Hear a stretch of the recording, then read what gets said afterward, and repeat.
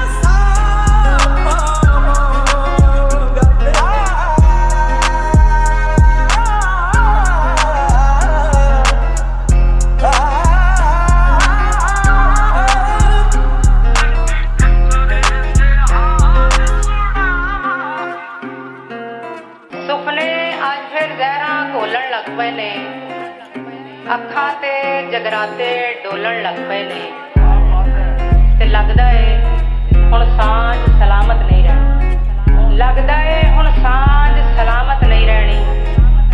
ਸੱਜਣ ਵੱਖੀ ਵਿੱਚੋਂ ਬੋਲਣ ਲੱਗ ਪਏ ਨੇ। ਬਹੁਤ ਸ਼ੁਕਰੀਆ, ਬਹੁਤ